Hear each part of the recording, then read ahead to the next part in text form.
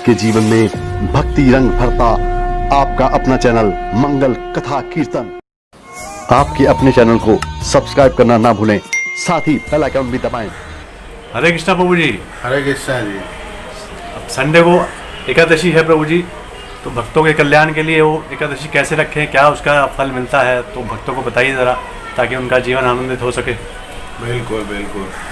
हरे कृष्णा हरे कृष्णा कृष्णा कृष्णा हरे हरे, हरे राम राम राम हरे हरे।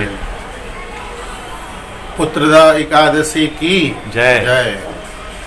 जैसा कि आप नाम सुन रहे पुत्रदा एकादशी, तो इस एकादशी का जो विशेष महत्व है, महिमा है, वो है पुत्र की प्राप्ति। ये एकादशी बहुत ही सरलता से सभी एकादशी करने वालों को करा देती है, और इस प्रकार से ज़्यादा ये एकादशी संतान प्राप्ति के लिए, पुत्र प्राप्ति के लिए पूरे देश दुनिया में किया जाता है। साथ ही साथ इस एकादशी को इसलिए भी करना चाहिए कि जिनके पुत्र है, संतान है, और उन्हें किसी प्रकार से सफलता नहीं मिल रही जीवन में, या फिर हमेशा अस्वस्थ रहते हैं, रोगी रहते हैं, या फिर बहुत चंचल है, माता पिता प्रसन्न नहीं है, उन सभी को भी ये पुत्रदा एकादशी करना चाहिए। सभी जीवों को मन वांछित फल प्राप्त होता है। जिनको संतान नहीं है, पुत्र नहीं है, उन्हें संतान प्राप्त होता है। इस एकादशी के दिन जिनको संतान प्राप्त करना है, एकादशी के साथ साथ संतान गोपाल मंत्र का जप भी करना चाहिए। और जिनको संतान है और उनके जीवन में उन्नति, खुशहाली, शांति चाहिए, स्वास्थ्य अच्छा चाहिए, किसी भी प्रकार की कामना हो अपने संतान के लिए, पुत्र के लिए, उनको भी ये व्रत करना चाहिए।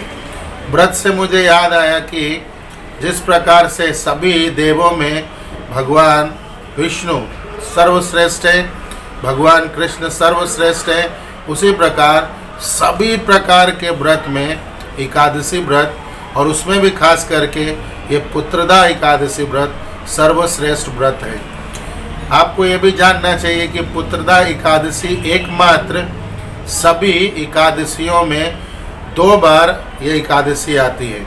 एक बार पौष मास के शुक्ल पक्ष में आती है, और दूसरी बार श्रावण मास के शुक्ल पक्ष में आती है, ताकि ज़्यादा से ज़्यादा लोग जो संतानहीन हैं, संतान सुख प्राप्त नहीं हुआ है, उन्हें संतान की प्राप्ति हो सके। जैसा कि आप सभी जानते हैं, एकादशी जो नियमित रूप से करते हैं कि इस एकादशी के दिन सुबह जल्दी उठ जाना चाहिए, संभवतः ब्रह्म मुहूर्त में उठने के बाद स्नान इत्यादि नित्य क्रिया करके सबसे पहले भगवान को प्रणाम करके साक्षात दंडवत प्रणाम करने चाहिए, और उसके बाद भगवान को अभिषेक इत्यादि पूजन करके सुंदर पुष्पों से, फलों से, मिठाइयों के द्वारा सुगंधित धूप आदि दे करके भगवान विष्णु की पूजा करनी चाहिए। इस दिन विशेष रूप से गोपाल जी की पूजा करनी चाहिए, क्योंकि ये पुत्रदा एकादशी है।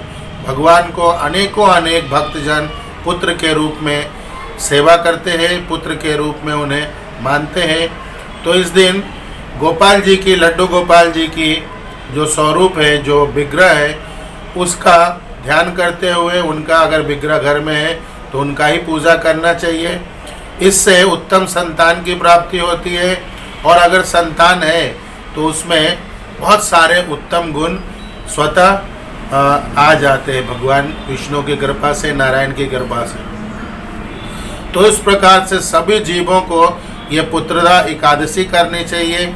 इसकी जो एक और अति विशेष महिमा है, महत्व है, वो ये है कि इस एकादशी को करने से जीवन में किए गए सभी प्रकार के पाप नष्ट हो जाते, सभी प्रकार के पाप नष्ट हो जाते, चाहे वो गौ हत्या हो, ब्रह्म हत्या हो, भ्रूण हत्या हो, या ब्राह्मण हत्या हो। अनेक प्रकार के जो बड़े से बड़ा पाप भी नष्ट होता है, इसलिए भी एकादशी जरूर करना चाहिए।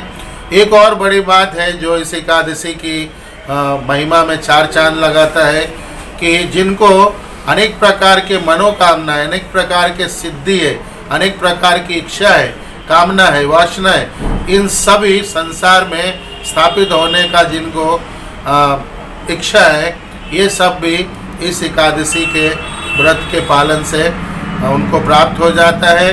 वे आनंदित और सुखी हो जाते हैं। तो सभी जीवों को एकादशी व्रत करना चाहिए और इस दिन रात्रि जागरण की विशेष महिमा है। वैसे तो हर एकादशी को ही रात्रि जागरण करना चाहिए। इससे भगवान लड्डू गोपाल विष्णु अति प्रसन्न होते हैं। पुत्रदा एकादशी की कथा इस प्रकार से है। एक बार युधिष्ठिर महाराज ने भगवान श्री कृष्ण से पूछा कि हे नारायण, हे अच्युत, आप मुझे पौष मास के शुक्ल पक्ष में आने वाली पुत्रदा एकादशी के बारे में बताइए।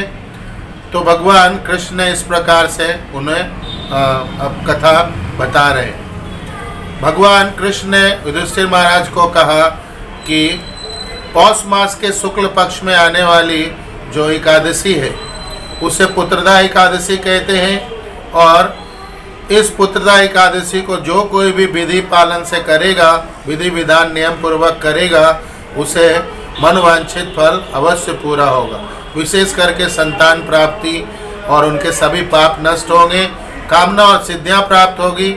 इस प्रकार से इस एकादशी का व्रत का महिमा है। कथा इस प्रकार से है कि भद्रावती नाम के नगर में एक सुकेतुमान नाम के राजा रहते थे।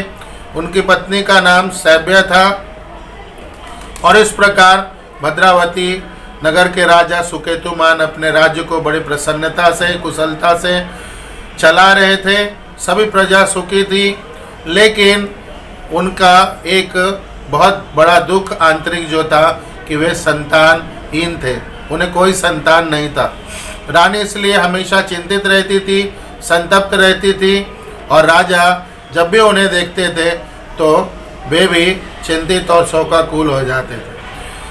हर प्रकार के उपाय करने के बाद, व्रत करने के बाद भी राजा को संतान जब नहीं हो रहे थे, राजा बहुत चिंतित रहते थे।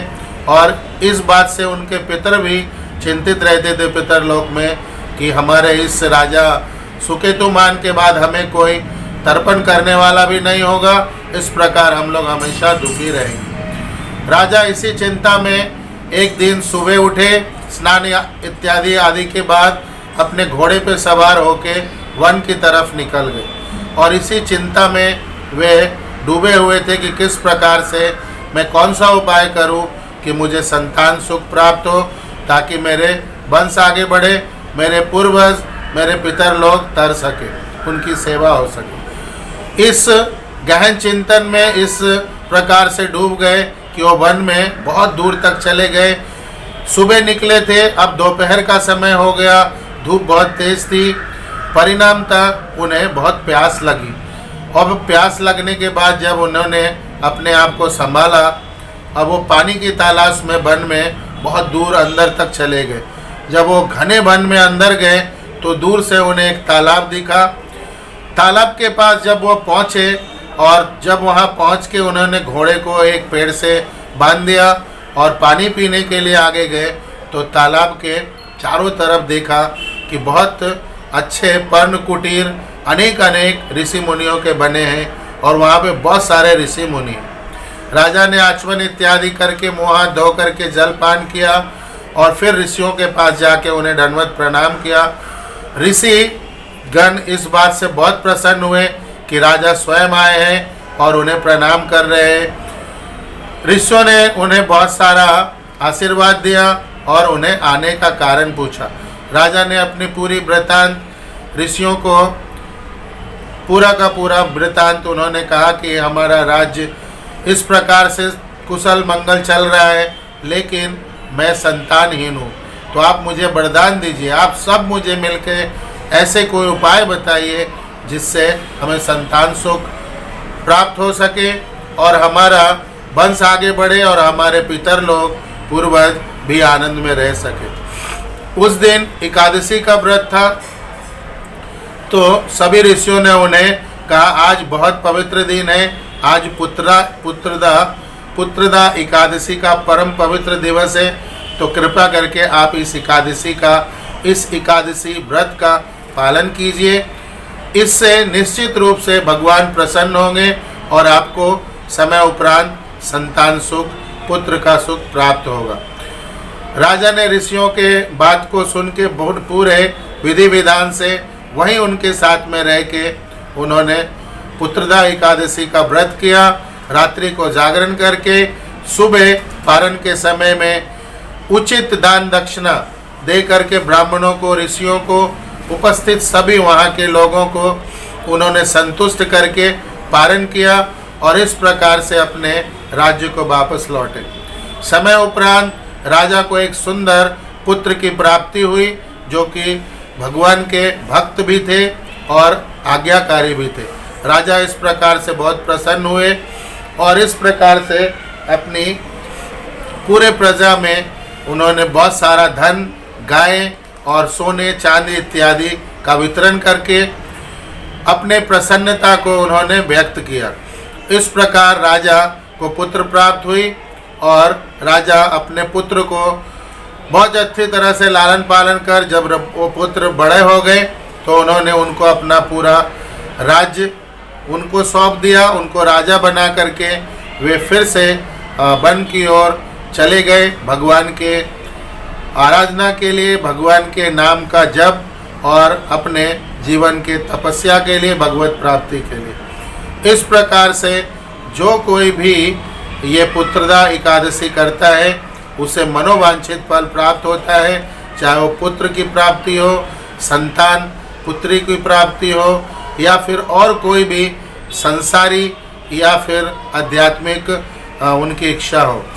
यहाँ मैं कहना चाहूँगा कि भक्तों को भगवान से ये जरूर कहना चाहिए कि भगवान, हम आपके प्रसन्नता के लिए इस व्रत का हम पालन कर रहे हैं, तो आप हमें भक्ति में उन्नति जरूर प्रदान करिए, हमें भक्ति में लगाए रखिए, सेवा में लगाए रखिए और इस प्रकार से संसार से हमें दूर करके अपने सेवा में निरंतर लगाए रखिए।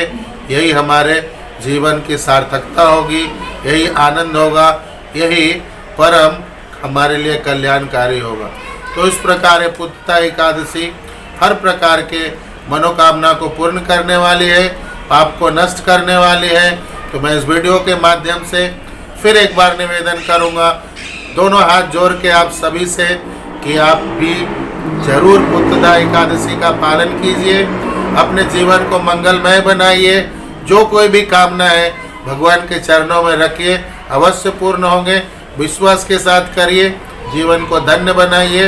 वीडियो अच्छा लगा तो आगे फॉरवर्ड कीजिए, लाइक कीजिए, चैनल को सब्सक्राइब कीजिए और ये चैनल आगे भी आपको सुंदर सुंदर वीडियो की जानकारी हम देते रहेंगे। देखते रहिए। बहुत धन्यवाद। हरे कृष्णा। हरे कृष्ण।